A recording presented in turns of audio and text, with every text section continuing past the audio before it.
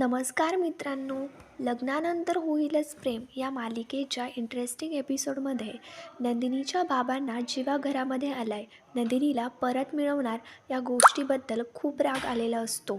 नंदिनीच्या बाबांना जीवाचा राग आलेला असतो कारण जीवाने नंदिनीला त्रास दिलाय असं त्यांना वाटत असतं. त्याच्यामुळेच नंदिनीचे बाबा खूप भडकतात, जीवाची बॅग घेतात आणि त्याला धक्के मारत घराबाहेर हकलतात.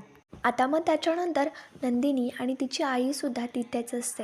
जेव्हा नंदिनीचा हात आपल्या हातामध्ये घेतो आणि बाबांना कन्व्हिन्स करण्याचा प्रयत्न करत असतो की बाबा माझं ऐका, मी नंदिनीशिवाय नाही राहू शकत. आणि मग त्याच्यानंतर बाबांना राग आलेला असतो म्हणून बाबा रागात जीवाला सांगतात की जीवा आत्ताच्या आत्ता नंदिनीचा हात सोड. आणि नंदिनीला धरून लगेच तिला घरामध्ये घेऊन जातात आणि जीवा तसाच जमिनीवरती कोसळतो.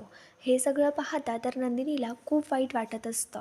त्याच्यानंतर इकडे दुसरीकडे काव्या पार्थला सांगते की देशमुख जर ही रेस असेल ना तर मी माझा शेवटचा श्वास संपेपर्यंत धावेल, पण मात्र काही जरी झालं तरीसुद्धा मी जिंकून दाखवेल. आता हे सगळं ऐकल्यानंतर पार्थसुद्धा काव्यावरती इम्प्रेस झालेला असतो, पण मात्र इकडे रम्या आणि वसू आत्या यांना भयानक राग आलेला असतो की काव्या तिथे आली आहे.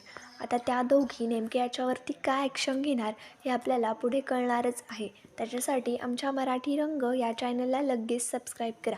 थँक्यू.